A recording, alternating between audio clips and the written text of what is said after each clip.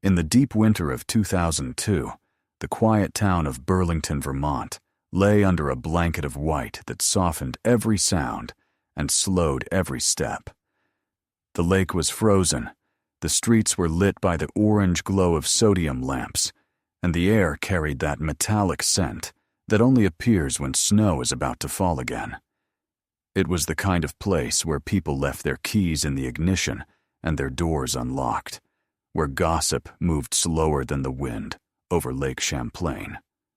But beneath that postcard stillness, something had begun to rot, a secret buried under the snow that would not melt for 2 decades. The story began with a girl named Hannah Caldwell, 18 years old, a college freshman who dreamed of becoming a jewelry designer. She had a quiet confidence, a way of making people feel seen, and a delicate taste for small, shimmering things. Her favorite piece was a thin gold necklace with a heart-shaped pendant, a gift from her father when she turned 16. The pendant bore tiny initials, HC, engraved so faintly that only she could read them when she held it to the light. Everyone who knew Hannah remembered that necklace. She never took it off, not even when she slept. On the night of December 14th, 2002, Burlington was wrapped in snow, and a student house on Pine Street glowed with laughter and music. It was one of those college parties that blurred into warmth and noise, where coats piled high near the door and Christmas lights flickered over red cups. Hannah had gone there with her best friend, Lauren Barrow, the girl who had been by her side since middle school, inseparable, almost interchangeable in the eyes of others. They were the kind of friends who finished each other's sentences, who shared secrets, and who, some said, shared envy. Witnesses later recalled the two of them standing by the window that night, Hannah adjusting the gold chain around her neck, Lauren watching in silence. At midnight, Hannah told her friend she was leaving.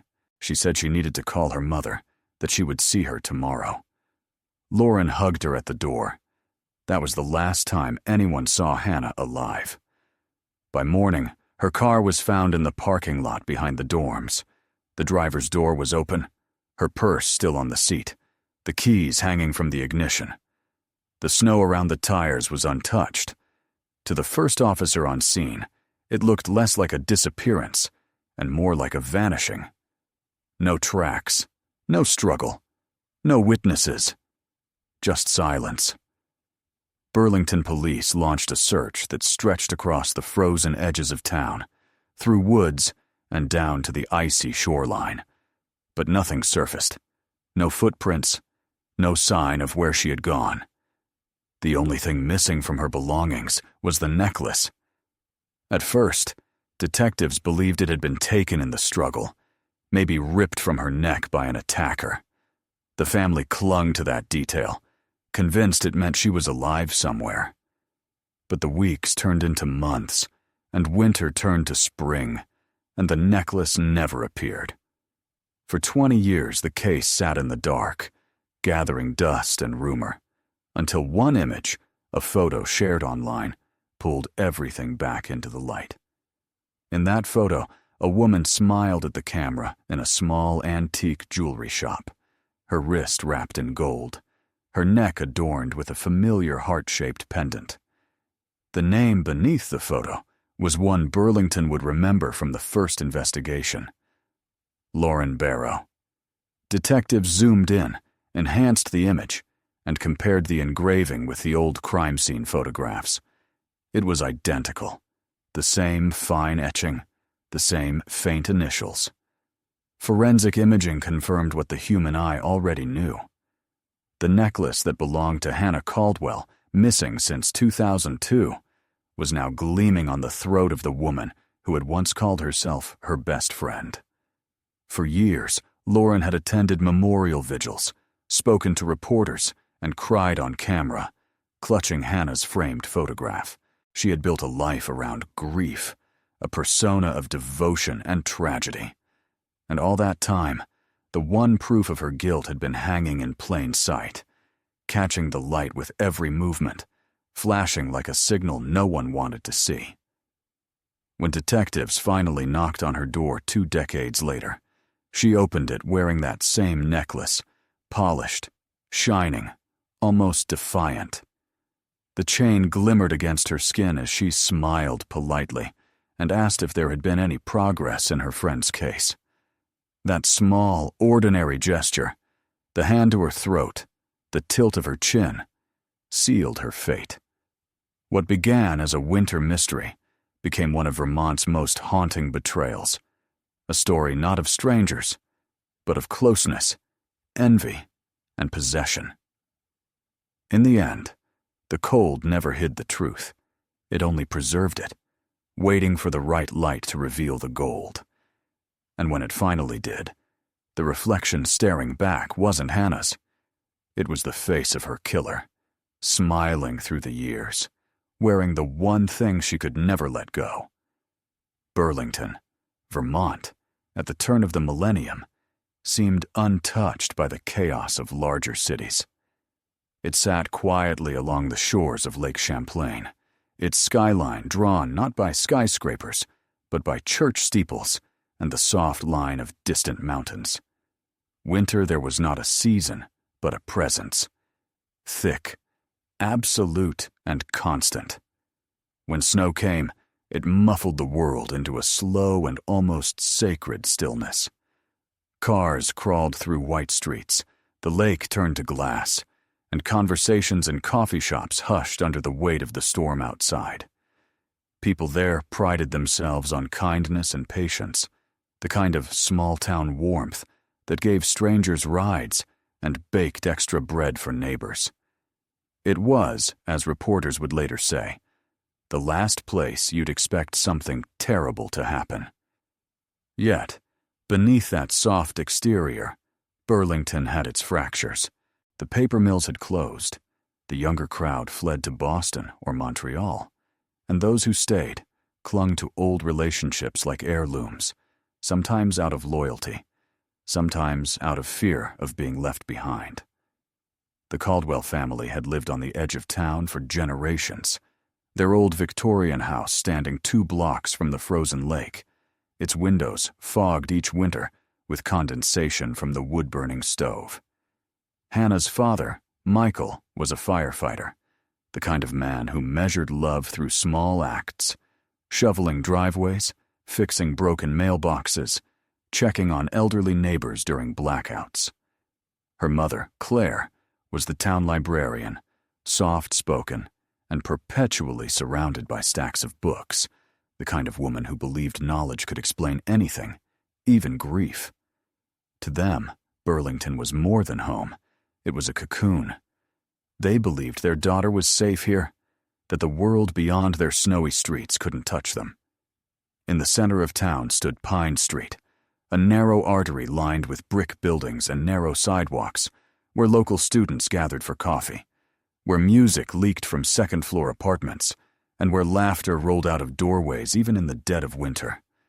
It was the social heart of the college community, a small campus surrounded by shops, thrift stores, and the low hum of friendship.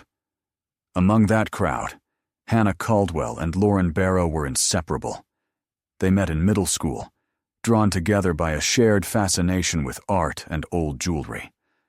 Lauren was quieter, more withdrawn, with dark hair that fell across her face, and a tendency to mimic Hannah's style, her handwriting, her clothes, even the jewelry she wore. People joked that they were sisters separated by fate, 2 halves of the same mirror.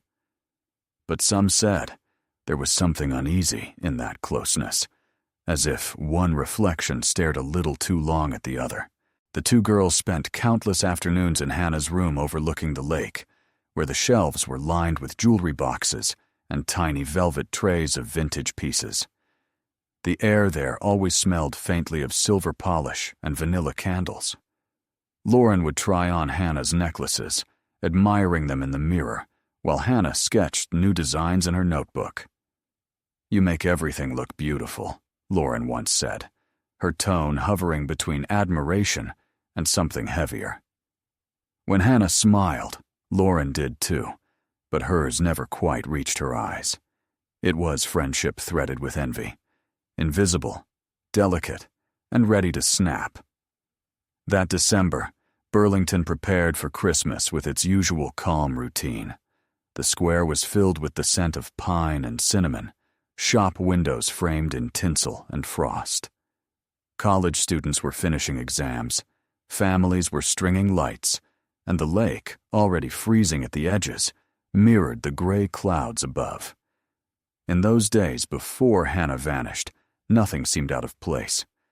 She worked part-time at a small jewelry repair shop downtown, where she cleaned and restored old pieces for locals who trusted her steady hands. Her co-workers remembered her humming softly to herself, sometimes sketching a pendant design between customers. She planned to surprise her mother with a handmade locket that Christmas. Her last recorded purchase, found later on her bank statement, was a small piece of gold wire and a replacement clasp. Lauren, meanwhile, had grown restless. Friends noticed her mood shifting that winter. She seemed tired, anxious, quick to irritation. She'd dropped out of several classes, citing family issues, but refused to elaborate. When asked about Hannah, she would change the subject. Yet she was everywhere Hannah went, walking her home after work, attending every social event, and showing up uninvited to study groups. No one thought much of it at the time. In Burlington, such closeness was seen as loyalty, not obsession. The night Hannah disappeared, snow fell so heavily that the world seemed to close in on itself. That isolation, the same quiet that once made the town feel safe, now became its enemy. The roads were empty, visibility near zero. If anyone saw her car that night, they never came forward. In a place where everyone knew everyone, it seemed impossible that a girl could vanish between two streets without a single witness. But that was the paradox of Burlington. Its intimacy made it blind. People assumed safety because they knew each other's names, never realizing how easily evil could hide behind familiarity. In the weeks following her disappearance, reporters descended on the town, turning its charm into a backdrop for tragedy. News vans parked near the frozen lake, their satellite dishes rising like steel thorns against the gray sky. Residents watched themselves appear on national television, voices trembling as they spoke of Hannah's kindness, her laughter, the golden heart she always wore. Through it all, Lauren stood in front of cameras, the image of grief, wiping tears as she told viewers that her best friend had been like a sister. In one early interview, a cameraman accidentally zoomed in as she adjusted her scarf, and for a split second, something glinted at her throat. No one noticed at the time. Years later, when investigators re-watched that footage, they would freeze that frame and zoom closer, tracing the curve of the gold heart that caught the light beneath her collar. The engraving was faint but visible, the same two letters that once hung around Hannah Caldwell's neck. That moment, buried in forgotten archives, became the ghost that never left Burlington's conscience. It was as if the city itself had recorded its own betrayal and quietly stored it away, waiting for someone to notice. In hindsight, Burlington's beauty, its calm, its isolation, its trust, was both its strength and its weakness. It protected its own, but it also protected secrets. Beneath its snow-covered roofs and tidy streets, envy and loneliness could grow unnoticed, feeding on silence. And as the years passed, that silence deepened, swallowing questions, memories, and the faint echo of a girl's laughter that once drifted over the frozen lake. The town carried on, unaware that the truth it sought was not buried in the woods or the water, but walking among them, smiling, wearing gold that no longer belonged to her. The Caldwell family had always been seen as one of those steady, almost storybook families that made Burlington feel safe, the kind of people who waved to neighbors, kept their porch light on through winter storms, and never missed a Sunday service at the old stone church by the lake. Their house, a weathered Victorian with peeling blue paint and ivy crawling up its porch columns, was filled with warmth even in the darkest months. Inside, the smell of firewood and cinnamon hung in the air, mixed with the faint metallic scent of jewelry polish that came from Hannah's small studio upstairs. It was a house where every sound mattered: the creak of the wooden stairs when she came home late, the kettle whistling in the kitchen, the radio quietly playing old jazz on weekends. For her parents, those small domestic notes were the rhythm of their life, a pattern so steady that they could tell when something had shifted even before they understood why. Hannah was their only child, the golden center of their modest world. Her father, Michael, often said that his daughter had inherited his stubbornness and her mother's gentle heart. He'd saved for months to buy her that gold necklace for her 16th birthday, a small heart-shaped pendant engraved with her initials. She'd worn it every day since, a silent promise between them that no matter how far she went, she'd carry a piece of home. Her mother, Claire, remembered the moment vividly. Hannah standing in front of the mirror, sunlight catching the gold, her eyes bright with pride. "It's perfect," she had said. "I'll never take it off." It became her signature, a delicate mark of identity that friends and teachers associated with her. In every photo, the pendant gleamed like a steady point of light. She was a child who loved small details: the shimmer of frost on window glass, the weight of antique rings, the quiet patience it took to clean and polish silver. Her dream of becoming a jewelry designer was not a whim, but an instinct, a way to hold beauty still, to make something eternal out of the fragile.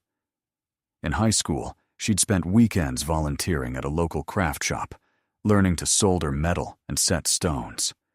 By her first year of college, she had begun making her own designs, selling them to classmates for small amounts, each piece stamped with her initials and the faint symbol of a heart. Her professor once described her as meticulous, driven, and luminous, words that would later appear in countless newspaper articles when the city tried to remember who she was. Yet behind her brightness, there was always Lauren, the shadow that followed just a few steps behind. The two had met when they were 12, both shy, both drawn to art. Lauren came from a different kind of home, smaller, quieter, touched by instability. Her parents argued often, her father drank, and her mother worked double shifts at the local diner. Hannah became her refuge, her model of what normal looked like. The Caldwell home welcomed her in, fed her dinners, invited her on family trips, and gave her warmth she rarely found at her own table. Over time, she began to blend into the family so completely that some neighbors assumed she was a cousin or a foster child. Hannah, kind and trusting, never noticed how deeply Lauren studied her. The way she spoke, dressed, even how she arranged her jewelry on the nightstand. Through high school, they were inseparable. They walked to class together, shared notebooks, and finished each other's art projects when deadlines loomed. Teachers adored their friendship, calling them the twins, and their classmates admired it. But those who looked closer sensed an imbalance. Lauren's admiration carried a tension, a quiet possessiveness that grew sharper as Hannah's life expanded. When Hannah got into college and Lauren didn't, the first crack appeared. Lauren told friends she was happy for her, that she didn't need college to find her path. But she began showing up uninvited to campus events, pretending it was coincidence, always inserting herself into Hannah's growing world. Hannah, ever gentle, laughed it off, telling her parents that Lauren was just lonely, that she couldn't leave her behind. Michael Caldwell once muttered, "That girl watches too closely." But Claire dismissed it as a father's overprotectiveness. They had no idea how close his intuition was to the truth. When Hannah moved into the dorms, Lauren started visiting her room almost daily. She would sit on the floor while Hannah worked on her jewelry, watching every movement, asking to try on pieces. "You make them look alive," she'd say, running her fingers over chains and rings. Sometimes she would slip the gold heart pendant over her own neck, stand in front of the mirror and say, "See, it looks like it was meant for me, too." Hannah would laugh, thinking nothing of it. The pendant was a symbol of their closeness, or so she believed. But to Lauren, it was something else entirely. A claim, a quiet obsession, a piece of Hannah she could never truly possess unless she took it. By the winter of 2002, that friendship had become strained. Hannah had started seeing someone, a fellow student named Eric, quiet, kind, and genuinely enamored with her. Lauren didn't like him. Friends recalled that she made sarcastic remarks about their relationship, once telling a mutual acquaintance, "She'll outgrow him. She always does." But what unsettled everyone most was how Lauren began wearing jewelry that looked eerily similar to Hannah's, gold-plated versions, cheaper copies of the original. When asked about it, she'd smile and say she was inspired by her best friend's taste. Hannah, ever patient, ignored it. She never liked confrontation. Her mother would later say that Hannah believed kindness could fix anything, even jealousy. On the last day before her disappearance, Hannah came home to pack for winter break. She and her mother spent the afternoon baking gingerbread cookies, laughing as the radio played carols. She showed Claire a new sketch for a bracelet design and promised to help her pick a gift for Michael the next morning. There was no tension, no warning, only ordinary warmth. When she left that evening to attend the party on Pine Street, she wore her favorite red sweater, jeans, and the gold necklace that caught the light every time she moved. Claire remembered the moment at the door. Hannah turning, saying she'd be home by midnight, the pendant shining against her collarbone like a small flame in the dark. That was the image the Caldwells carried for years, their daughter stepping into the snow, laughter still echoing down the street. They would replay it endlessly, looking for something they might have missed, a hesitation, a shadow, a signal of danger. But there had been none. Only later would they realize that another set of eyes had been watching from across the street, waiting, not out of love, but out of a hunger that friendship could no longer contain. After Hannah vanished, her room remained untouched. Claire dusted her desk, refolded her clothes, and left the small lamp burning every night. The faint scent of perfume lingered in the air, growing fainter each year until it became memory itself. On the dresser sat an empty jewelry stand, bare except for a few earrings and a tangled chain. The gold heart that had once hung there was gone, as if it had taken her with it. People said time heals, but in that house, time only sharpened the silence. Every Christmas, the Caldwells placed a candle in the window facing the lake, a ritual that became part of Burlington's winter landscape. Those who passed by would see the flicker and know the Caldwells were still waiting.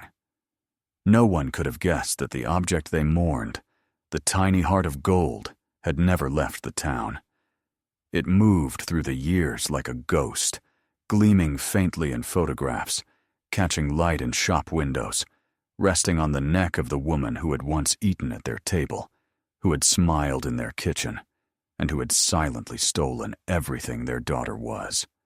On the night of December 14th, 2002, Burlington was wrapped in a blizzard so thick that the world beyond one's headlights seemed to vanish into cotton. The air was sharp enough to sting the lungs, and yet, on Pine Street, a narrow house near the college campus throbbed with heat and music. It was the final weekend before winter break, and students had gathered for one last celebration before scattering home for the holidays. Inside, the room smelled of cinnamon candles and cheap beer, the windows fogged with breath and laughter. Hannah Caldwell arrived with Lauren Barrow shortly after 9, both of them in bright scarves, cheeks flushed from the cold. A few people waved when they entered. Everyone knew Hannah, the girl with the warm smile and the gold heart pendant that caught the light whenever she turned her head. Witnesses would later say she seemed happy that night, dancing, laughing, a little tired from exams, but in good spirits. She stayed close to Lauren for most of the evening, moving together through the crowded kitchen and living room as if joined by invisible thread. At one point, someone noticed them talking near the stairway, Hannah gesturing with her hands, Lauren's expression unreadable. The music was too loud for anyone to hear what they said, but one guest recalled a momentary stillness in Lauren's face, a hardness that didn't fit the mood. Moments later, both girls smiled again, and the tension dissolved into noise. Around midnight, Hannah began saying her goodbyes. Outside, snow had started to fall again in large, slow flakes that stuck to coats and hair. Several guests offered to walk her back, but she declined, saying she'd only be a few minutes away. Lauren followed her to the front door, insisting she wait while she found her gloves. The two stepped out together into the cold. For reasons no one would ever fully understand, only one of them returned to that house later that night. When Hannah failed to call home, her mother assumed she had stayed with a friend, delayed by the storm. By morning, the unease had turned into dread. Her car was discovered in the dormitory parking lot with the driver's door slightly ajar, the keys still hanging in the ignition.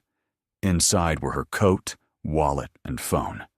The seatbelt was unfastened, the floor mat dusted with melted snow, and yet there were no footprints leading away from the vehicle, only the wind-blown crust of ice that had formed overnight. It was as if she had simply opened the door, stepped into the air, and dissolved into the snow. The first officers on scene tried to rationalize the strangeness. They suggested she might have walked off in confusion, suffered hypothermia, or met someone who offered her a ride.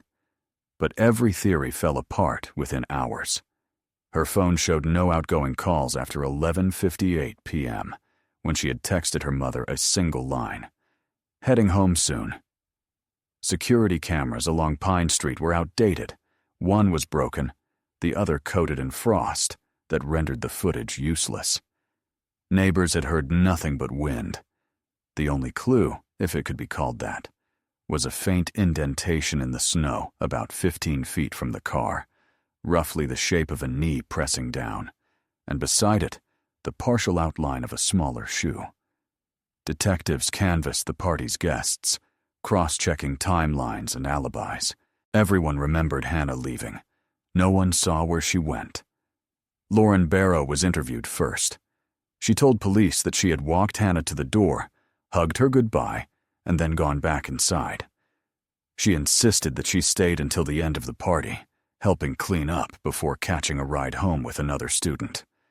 Her voice on the tape was steady, rehearsed, the kind of calm that comes from someone who has already imagined the questions. When asked what Hannah had been wearing, she answered without hesitation. A red sweater and jeans, her hair down, and that little gold heart necklace she always wore. The detail would be written into the first official report. By the third day, the search had grown desperate. Volunteers combed the wooded area near the lake, wading through knee-deep snow with flashlights and sticks. Helicopters swept over frozen fields, their spotlights sliding across the white expanse like restless eyes. Divers broke holes in the ice along the shore, searching beneath the surface where visibility was measured in inches. Nothing. The press descended, broadcasting images of Hannah's smiling face across the state. "Missing student vanished in snowstorm," one headline read. The community poured out sympathy, offering meals to the search crews, hanging ribbons on trees, lighting candles in the square. And through it all, Lauren was there, pale, composed, standing beside the Caldwells, comforting them with gentle words and steady hands. In one televised interview, she sat next to Claire Caldwell, fingers intertwined with the grieving mother's, tears glistening on her cheeks. "She's my sister," she said softly. "We shared everything." At that moment, the camera captured the faint shimmer at her throat, half hidden by a wool scarf. No one noticed. The tape aired once and was filed away with dozens of other pleas for information. Weeks passed, and the snow melted into slush, revealing nothing. The case began to cool. Rumors spread across campus that Hannah had run away, that she'd been abducted by a stranger, that she'd fallen into the lake. Each theory felt wrong, yet the absence of evidence made disbelief impossible to prove. The Caldwells clung to hope with the helpless faith of those who cannot accept death without a body. Michael returned to work after a month, quieter than before. Claire began spending her days at the library, surrounding herself with the order of books, as if reason could fill the void her daughter left behind. Lauren visited often, bringing casseroles, sitting in Hannah's empty room, and talking about her as if she might walk in at any moment.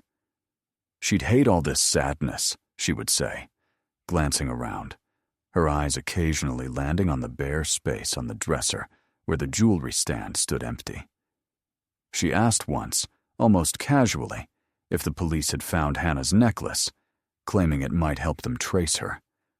Claire shook her head, saying it must have been lost that night. Lauren nodded slowly, pressing her lips together in thought. As winter faded into spring, the search ended officially. The town held a vigil by the lake, candles flickering against the dusk.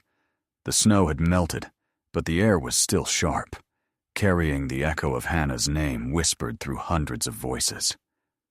Lauren stood in the crowd beside the Caldwells, her hands gloved, her expression serene. To those who saw her, she was a symbol of loyalty, the devoted friend who never left the family's side. Only later would investigators realize how carefully she had crafted that role, how every public tear, every gentle gesture had been a veil for something far darker.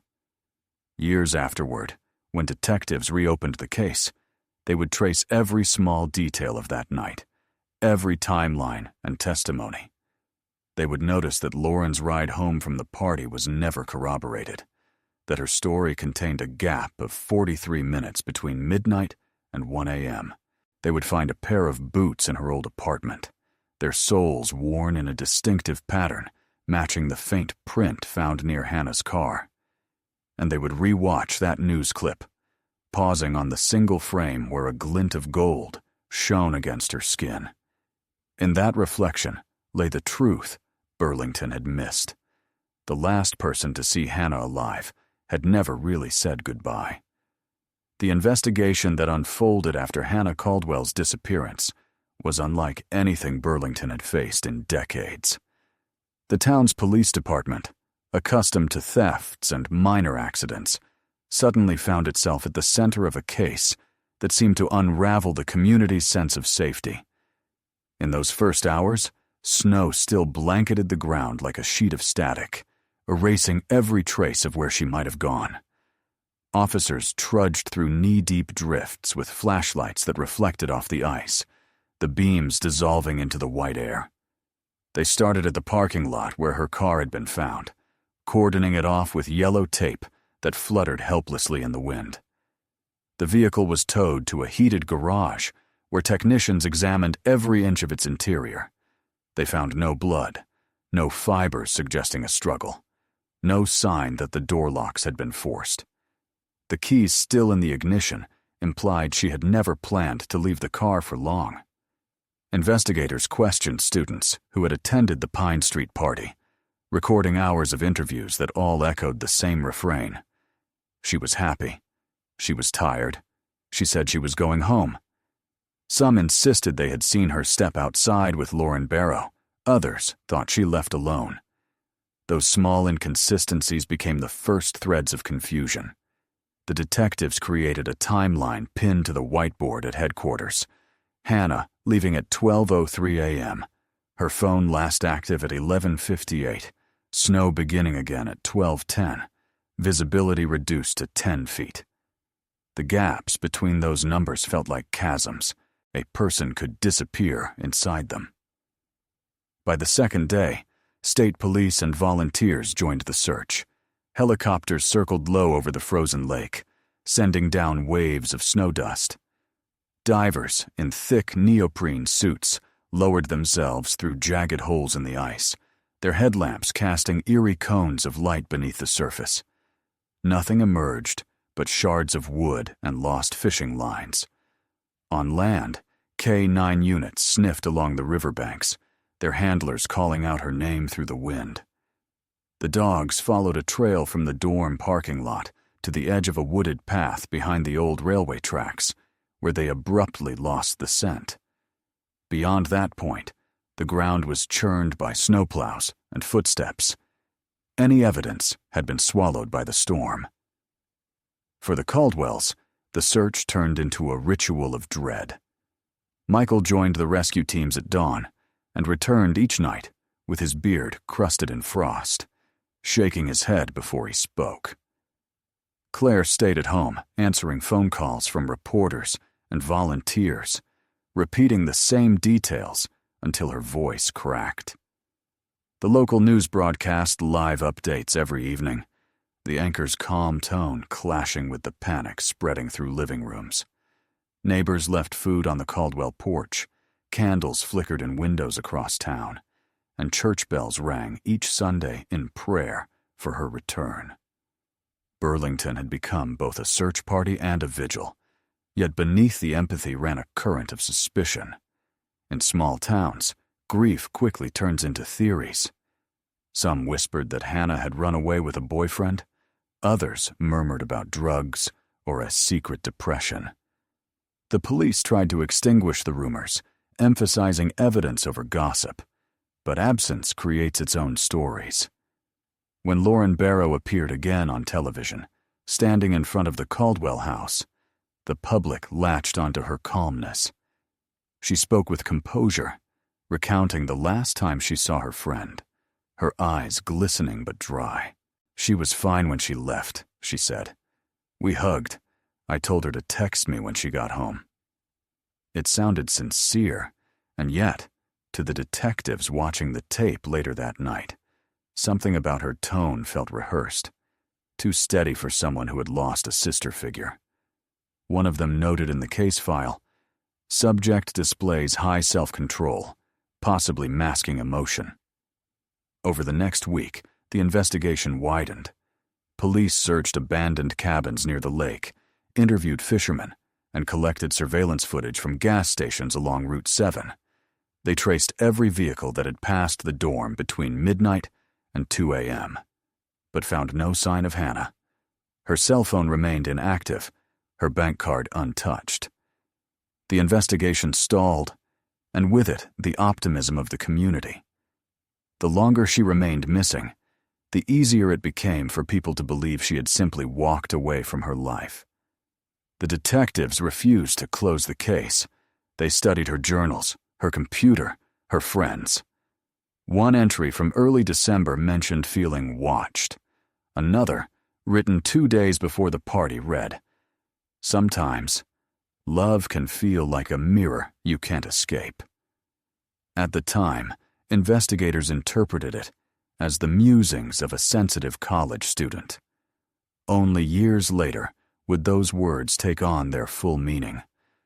For now, they pursued tangible leads. A few items caught their attention. A single glove found half buried near the woods, a length of gold chain discovered by a child after the thaw. The glove turned out to belong to another student. The chain was a cheap imitation, tarnished and worthless. Each discovery raised hope for a day, then fell apart under analysis. Winter bled into January, and the case became a cold pattern of repetition. Search, interview, disappointment, repeat. Detectives interviewed Lauren again in early February. She arrived wearing black, her hair tied back, her demeanor composed. When asked about the night in question, she recited her previous statement almost word for word. She remembered what Hannah wore, what music was playing, even what time she left. The only new detail she offered was that Hannah had mentioned feeling uneasy about driving alone in the snow. She said the roads looked slick, Lauren told them, adding softly, "I should have offered to go with her." It sounded like guilt, but not confession. The investigators thanked her and moved on, unaware that her precision was not memory, but control. In March, the task force convened one final time before scaling back operations. The lead detective summarized the evidence in a single line that would haunt him for years. Vehicle found, personal items intact, subject vanished within 200 yards of dormitory, cause unknown. The file was stamped, active, unsolved, then placed in the cabinet with a thin layer of dust already gathering on its edge. Burlington returned to routine, but the atmosphere had changed. The town that once prided itself on open doors began locking them at night. Parents drove their daughters to class. Students avoided walking alone. Every gust of wind that rattled the lake windows carried the same unspoken thought. If she could disappear, anyone could. For the Caldwells, life became a cycle of waiting. Each new snowfall erased what little evidence the earth still held. Michael kept the porch light on year-round, refusing to surrender to darkness. Claire continued to write letters to her daughter, sealing them in envelopes she never mailed. And somewhere beyond their grief, Lauren Barrow lived her life quietly, appearing at memorials, organizing fundraisers, and speaking of friendship in a voice that trembled just enough to seem sincere. In photographs from that period, she is often seen wearing a small pendant hidden beneath her scarf, a glint of gold barely visible against her collar. It would take nearly 2 decades for someone to notice it for what it was, the single piece of evidence that had been in plain sight since the night Hannah vanished. The investigation had begun in snow and silence, and it ended there, frozen between fact and faith. Burlington exhaled, exhausted, believing the storm had passed, but in truth, it had only paused, waiting for time, technology, and a photograph to thaw what the cold had buried. When the official search began to lose momentum, the story of Hannah Caldwell slipped from the police blotter into the bloodstream of the media, where tragedy is reshaped into spectacle. For months, Burlington's small-town newspaper had carried her photograph on its front page, but by spring of 2003, the coverage had spread far beyond Vermont. Regional television networks turned the case into a recurring segment, complete with sentimental music and grainy footage of the frozen lake. Anchors spoke of the mystery of the girl who vanished in the snow, their voices low and sympathetic, while glossy magazines printed side-by-side portraits of Hannah and her grieving parents beneath the headline, "The Bright One Lost." The effect on the community was immediate. Strangers who had never met the Caldwells sent letters, theories, even maps marked with red circles where they believed a body might be found. The family, exhausted by attention, yet unable to refuse it, agreed to appear on a national talk show. Claire sat under studio lights, describing the night her daughter failed to come home, her voice breaking only once when she said that she still set a place for Hannah at the table. The applause that followed sounded strangely hollow through the broadcast. Among those who appeared beside her was Lauren Barrow.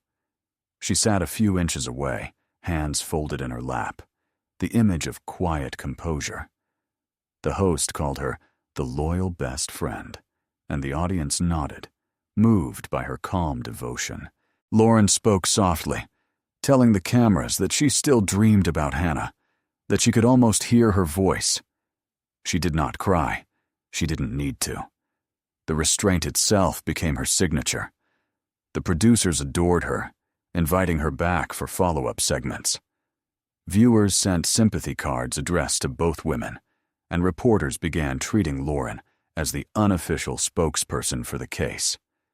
Every time she stepped into the light of another camera, the gold shimmer beneath her scarf caught briefly on film before fading into shadow. The pressure on law enforcement grew unbearable. Reporters camped outside the police station, chasing detectives to their cars, demanding statements about progress that didn't exist. Each unanswered question became an accusation. Was the investigation mishandled? Had evidence been lost? Why were there no suspects? In the vacuum of certainty, speculation thrived. Talk radio hosts debated whether Hannah had staged her own disappearance. Online message boards accused her boyfriend, then her father, then anonymous strangers. For a community unaccustomed to such scrutiny, every rumor felt like a wound reopening. Michael Caldwell stopped speaking to the press altogether. Claire, weary but determined, continued to give interviews, believing that visibility might keep her daughter's name alive. Through it all, Lauren maintained her role at the center of the story. She attended every vigil, every anniversary broadcast, often organizing them herself. Cameras captured her lighting candles, arranging photographs, whispering prayers. She spoke with eloquence about friendship and grief, her words practiced but persuasive. To the public, she became the embodiment of steadfast love. To detectives still nursing the cold case file, she was a reminder of everything they could not prove. In private, some of them admitted their unease. One sergeant recalled watching a live interview and feeling a chill when Lauren adjusted her scarf. It was just the way the light hit the metal, he said years later. For half a second, I thought it was that necklace. As months turned into years, the story faded from national headlines, replaced by newer tragedies. But in Burlington, the media's residue lingered. The cameras had changed the rhythm of the town, teaching it to perform its sorrow.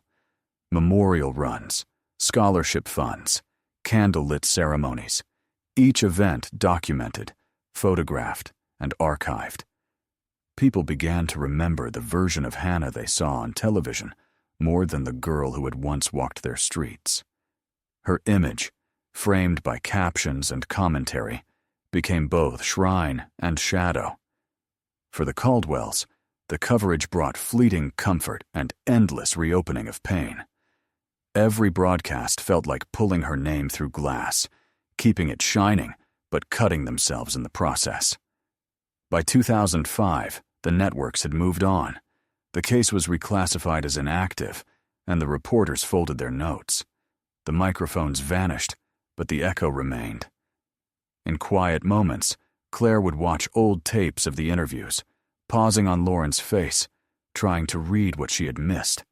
The stillness in her eyes, the almost imperceptible curl of her mouth when she spoke about her best friend. She could never explain why that look unsettled her, only that it didn't belong to grief. The media had turned Lauren into a symbol of loyalty, and symbols, once built, are hard to question. The story of Hannah Caldwell had become folklore, told in headlines and half-truths. The town moved on, but the lens had fixed its image permanently. The radiant girl in the gold necklace, the loyal friend at her side, the snow that hid everything else. Behind that polished picture, the real narrative of envy, possession, and quiet deception waited in the dark, unrecorded, until the day a photograph would surface to expose what every camera had captured, but never seen. For nearly 2 decades after Hannah Caldwell vanished, Burlington existed in a kind of suspended season, as if the winter of 2002 had never truly thawed. Each December brought the same ritual of remembrance: candles in the town square, newspaper reprints of her smiling photograph, and the faint echo of her name spoken by those who still couldn't let her go. The case file, now thick with dust and disappointment, sat in the evidence room like an unopened letter. New detectives came and went, each one reviewing the notes, re-watching the interviews, and inevitably concluding that there was nothing left to find. The storm that had swallowed her had also erased its own footprints. For her parents, time did not heal so much as harden. Michael Caldwell aged into silence, his once broad frame bent by years of carrying absence. Claire turned her grief into ritual. Every morning she walked to the lake, no matter the weather, leaving a single white rose by the shore. Locals came to know her by that image, the solitary woman in a dark coat standing against the wind, eyes fixed on the water, as if waiting for something to resurface. She still believed in patterns, in the logic of stories. She told herself that someday, someone would see what everyone else had missed. Lauren Barrow's life, by contrast, seemed to flourish. She left Burlington a few years after the search ended, moving first to New Hampshire, and then across the state line to a town called Keene, where she opened a small antique boutique named Golden Thread. The irony of the name went unnoticed at the time. Customers adored her taste: delicate necklaces, vintage rings, lockets etched with initials whose owners had long since faded from memory. She built a life around beauty and nostalgia, presenting herself as a curator of lost stories. The local newspaper ran a flattering feature describing her as a woman with a heart for history. In photographs accompanying the article, she stood behind her glass counter, smiling softly, a gold pendant resting just below her throat. The years smoothed the details of the disappearance into myth. Younger residents of Burlington learned the story as folklore, a cautionary tale whispered during snowstorms. They knew the name, not the face. Some believed the girl had drowned, others that she'd run away to another life. What no one believed anymore was that she would ever be found. In 2012, when the Caldwells held a memorial service on what would have been Hannah's 30th birthday, Lauren sent flowers and a handwritten card, "Forever in my heart." Claire placed it in a box of mementos, unable to throw it away, though touching the paper made her stomach twist. She could never explain why. Technology was changing quietly behind the scenes. Police departments across Vermont were digitizing cold cases, scanning evidence photos into databases capable of cross-referencing patterns invisible to the human eye. Old jewelry pieces, tire treads, and fingerprints were being cataloged and analyzed by software that could compare details across thousands of images. In 2018, when Burlington's cold case unit received funding to reopen a handful of unsolved disappearances, Hannah Caldwell's name appeared near the bottom of the list. It was Detective Sarah Maynard, a young investigator with a background in forensic imaging, who chose it. She admitted later that she'd been drawn less by the evidence and more by the photograph. She looked like she was still asking to be found, Maynard said. She began by digitizing everything: police photos, media screenshots, personal belongings recovered from the car. Most of it yielded nothing new. Then she moved to the supplemental files: old press coverage, archived footage, and photographs collected by volunteers. Buried in a folder labeled Media Outreach 2003, she found a still frame from a local television interview. Two women sat side by side, Claire Caldwell and Lauren Barrow. The image was slightly blurred, the studio lighting uneven.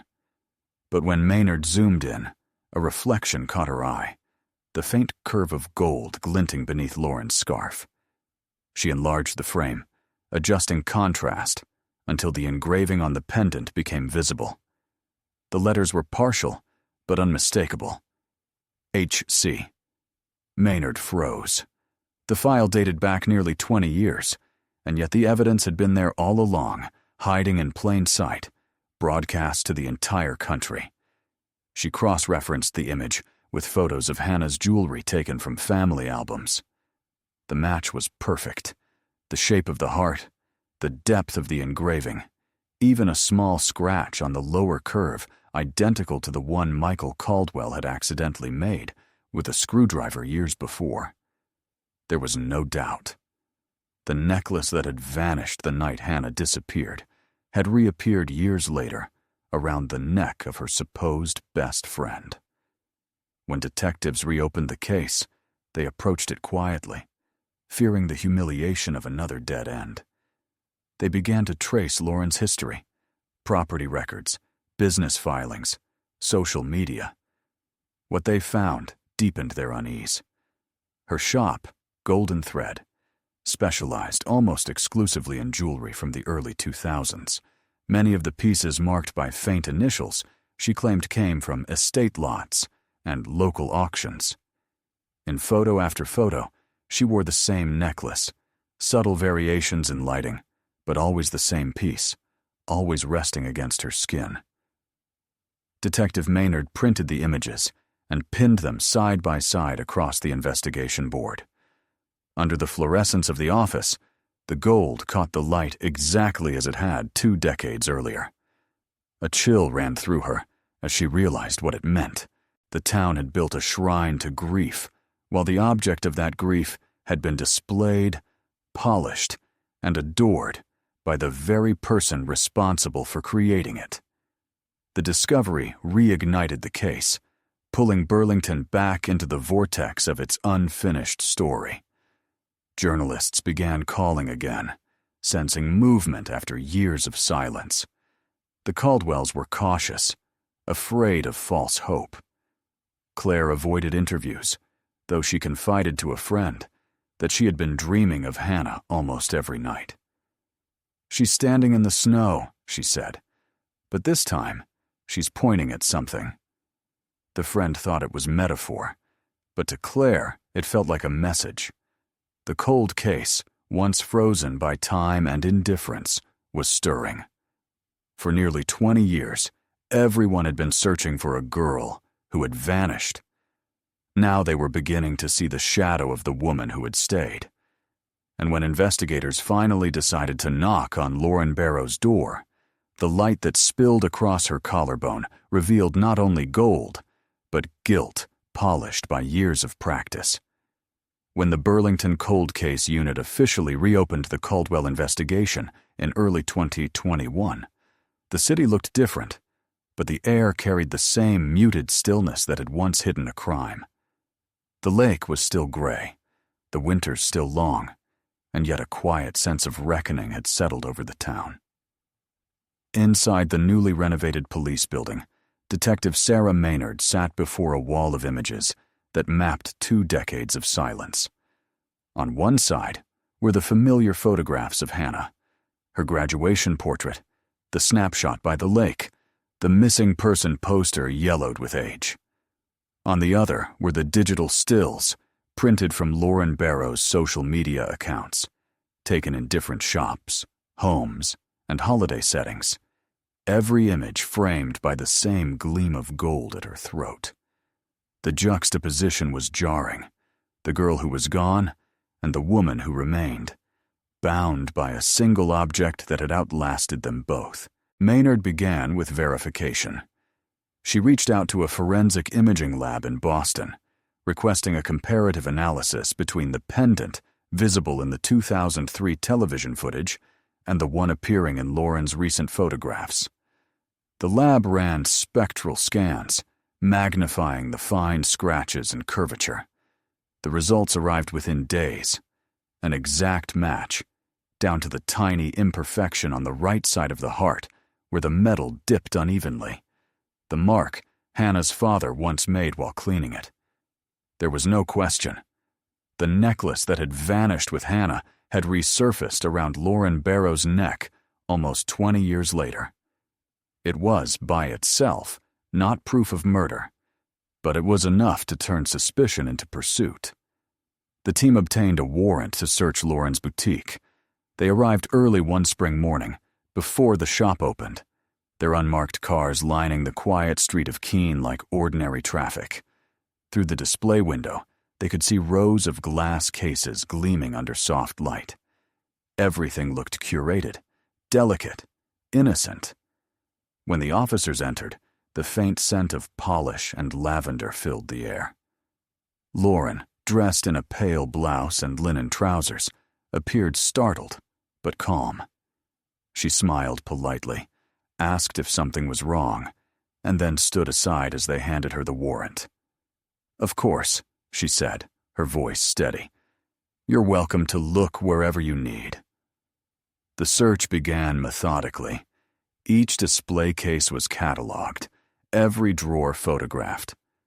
To a casual observer, it looked like a collection of trinkets.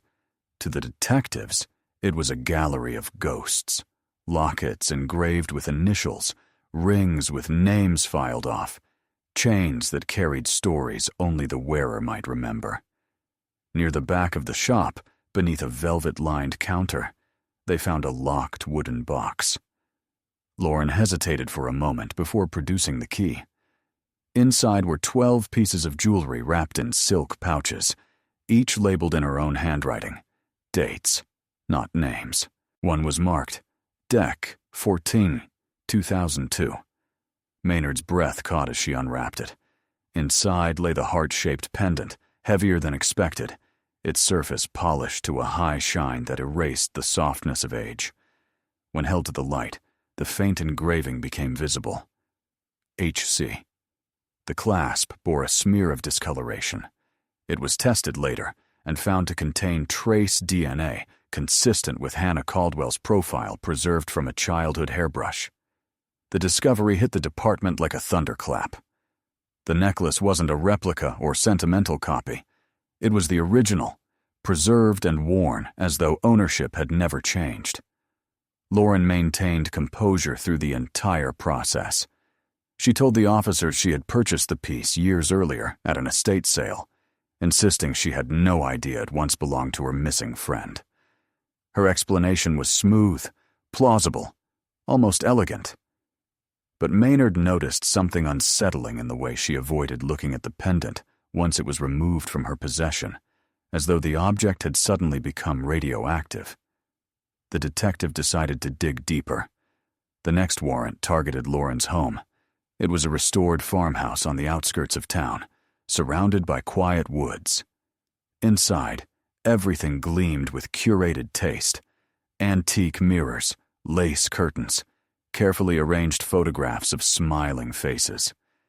In the basement, beneath a carpeted section of floor, officers found a panel that lifted with the faintest tug. Below it lay a narrow space lined with old newspapers and a single metal trunk.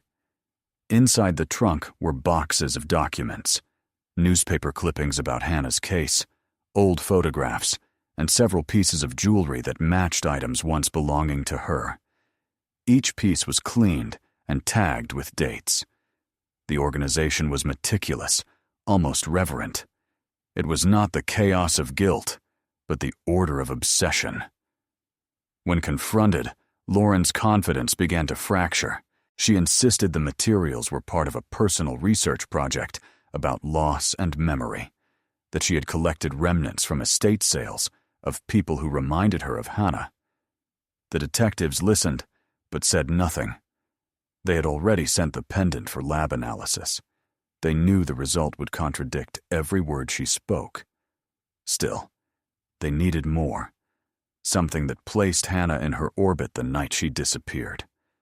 They combed through phone records long since archived and recovered a fragment of a voicemail time-stamped 12:14 a.m., December 15, 2002. It was static-filled, but audible enough to capture Hannah's voice, saying, "Lauren, are you still here?" Followed by a sharp sound, and then silence. The data was recovered from an old hard drive containing cellular tower archives, forgotten until now. That single clip, 20 seconds long, transformed suspicion into inevitability. When Lauren was brought in for questioning, she appeared smaller than she had in any photograph. The years of performance had drained from her posture.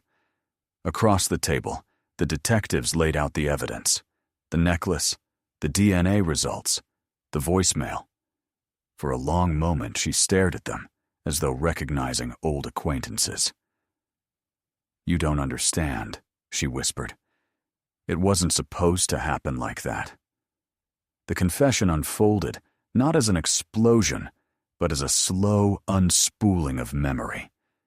She described the argument at the party, how Hannah had accused her of copying her designs, how jealousy had twisted something inside her.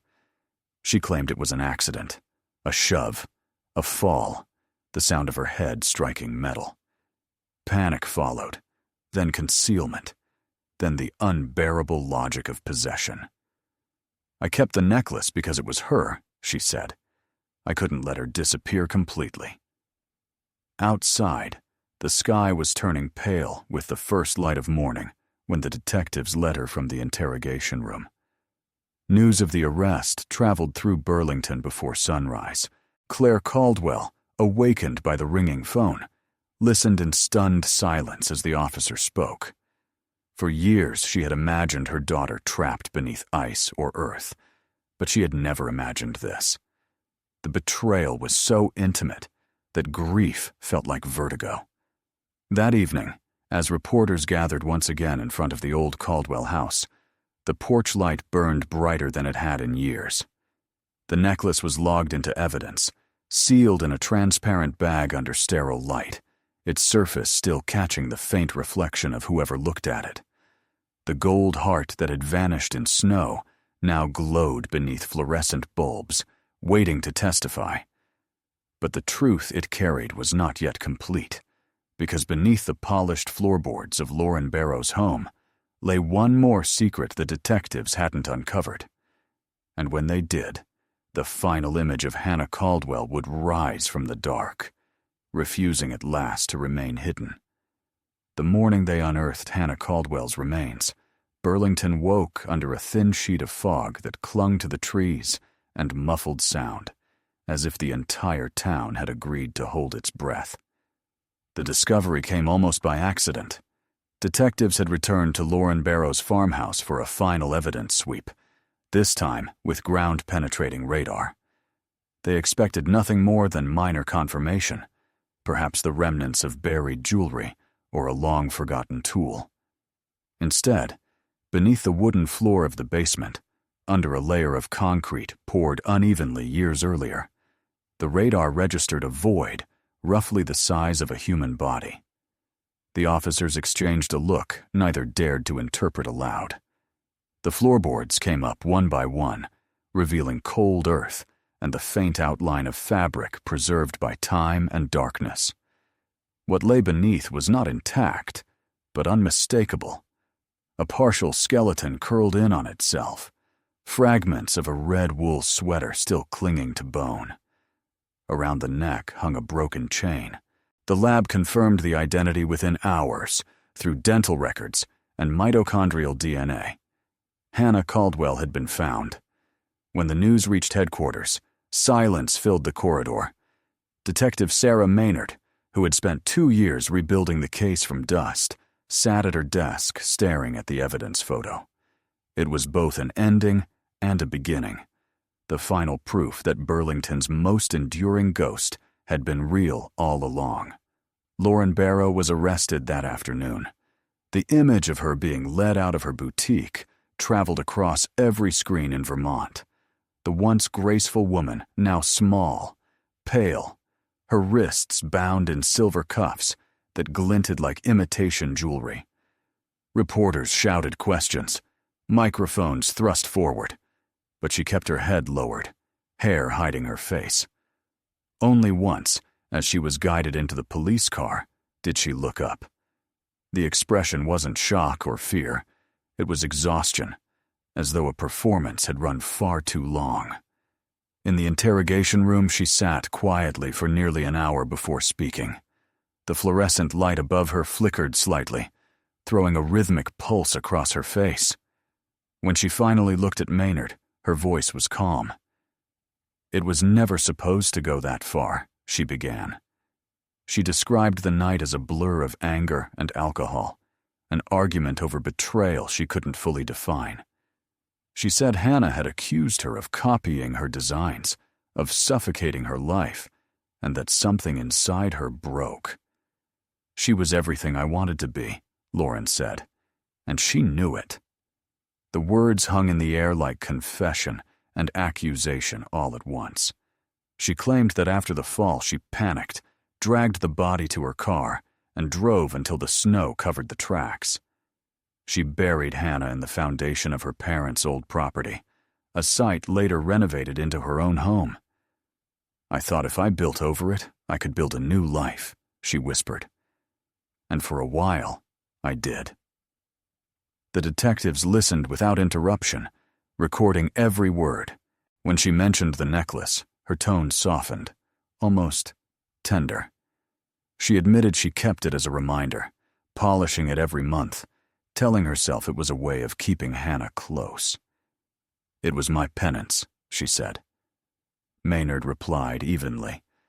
It was your trophy. Lauren didn't argue.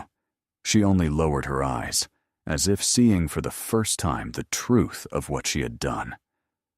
The trial the following year drew national attention. The courtroom was filled each day with townspeople who had watched both girls grow up, their faces etched with disbelief that the friendship once celebrated in newspapers had ended in murder. The prosecution laid out the evidence meticulously: the DNA on the necklace clasp, the voicemail recording, the clippings preserved in Lauren's trunk, and finally, the remains beneath her basement floor. The defense attempted to frame it as manslaughter, an impulsive act born of emotional collapse, but the narrative of obsession was too strong. Every photo, every public appearance, every carefully composed expression over 20 years now appeared sinister in hindsight. She had built an entire identity on the illusion of grief, while living amid the artifacts of her crime. When Claire Caldwell took the stand, the courtroom fell silent. She spoke without theatrics, her voice steady but raw. I welcomed her into my home, she said, glancing toward the defense table. I trusted her with my child, and she wore that trust around her neck. Her words broke the last of the courtroom's composure. Lauren looked down, tears pooling but unshed, her hands trembling against the tabletop. The verdict came swiftly. Guilty of second-degree murder, sentenced to life with the possibility of parole after 30 years. As she was led away, she turned once more toward Claire, lips moving in a soundless apology that the mother refused to acknowledge. The aftermath rippled quietly through Burlington. The house on Pine Street was torn down, its lot turned into a community garden named Hannah's Place. Students planted flowers each spring, and volunteers hung a small plaque that read, "Light always finds a way through snow." The necklace, cleaned and sealed in glass, was returned to the Caldwells. It sat in their living room, no longer gleaming but dulled to a gentle matte, as if the metal itself had tired of shining. For Claire, it became both a relic and a warning. The weight of love twisted into envy, the fine line between devotion and possession. Detective Maynard closed the case file in late autumn. Before locking it away, she flipped through the photographs one last time. One image caught her eye. Hannah and Lauren in high school, arms around each other, identical smiles, a single ray of sunlight touching the pendant that would one day become evidence. The detective studied it for a long moment, struck by how ordinary the scene looked. There was no shadow hinting at what was to come, no sign that one would bury the other under the same ground they once played upon. It reminded her that evil in small towns rarely announces itself. It grows quietly in the spaces where affection turns to envy and no one thinks to look. In the months following the verdict, Burlington began to thaw from its 20-year freeze. The lake reflected light again. Children sledded down hills without parents watching from every corner, and the sound of church bells no longer felt like mourning. Yet for those who had lived through it, the story lingered. people still lowered their voices when passing the boutique that now stood empty, its sign faded, its windows dark. They said the building smelled faintly of metal and perfume when the heat was on, as if memory itself had seeped into the walls. Claire visited the grave only once after the sentencing. She brought no flowers, only the pendant, now framed in glass. She placed it on the headstone and stood for a long time, watching how the sunlight caught its edge. It no longer looked golden, but pale, almost white. "It's finished," she said softly, though she knew nothing ever truly ended. The truth had surfaced, but closure was a myth invented by people who had never waited 20 years for an answer. As she walked away, wind rose off the lake, carrying the faint chime of the church bells in town. Somewhere behind her, inside a locked evidence room, the photographs of Hannah Caldwell still glowed faintly under archival light, the last echo of a story that began with friendship and ended in silence. Yet even in that silence, something persisted, a whisper, a reminder, a truth that would not stay buried. Because in Burlington, whenever the first snow falls and the streets turn white again, someone always remembers the girl with the gold heart, and the friend who wore it too long. After the verdict, Burlington settled into a quiet that felt less like peace and more like the long exhale that follows a storm. The Caldwell's house remained the same on the outside, the same blue paint, the same porch light that had burned for 20 years. But inside, the rooms carried a different kind of stillness. The walls no longer echoed with waiting. They had absorbed the truth, and, in doing so, lost the fragile hope that had kept them alive. Claire kept the gold heart pendant in a glass box on the mantel. She had asked the police to leave it unpolished, wanting the fingerprints, the scratches, the dark residue of years to remain. "It's not meant to shine anymore," she said. Each morning, as sunlight filtered through the lace curtains, the pendant caught a muted glimmer, neither bright nor dull, suspended between memory and forgiveness. Michael rarely spoke of the trial. He spent his days repairing things around town, gutters, porches, fences, as if fixing what was broken elsewhere could mend something inside himself. Sometimes he would pause by the lake and watch the water, no longer frozen, but still carrying the weight of every winter that had passed. He didn't believe in closure, only endurance. For him, survival meant movement. For Claire, it meant remembrance. They coexisted in those separate forms of faith, bound together by the daughter who had shaped and shattered them.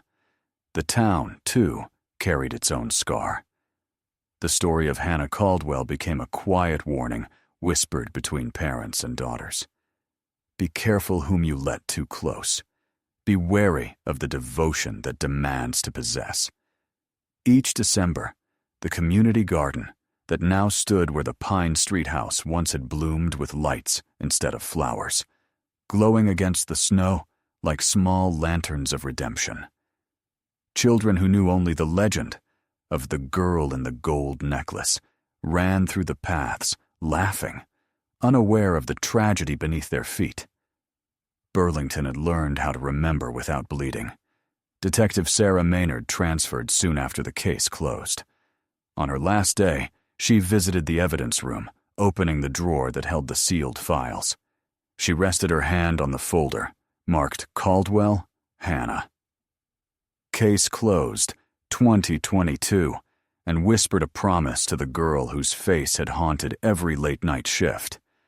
She didn't believe justice erased pain, but she believed it anchored truth, and that was enough. Outside, snow began to fall, light as dust, erasing footprints almost as quickly as they were made. In the end, the story returned to where it began, with the sound of metal and winter. The necklace, once an emblem of love, now lay behind glass, still and silent, a mirror for anyone who dared to look too long.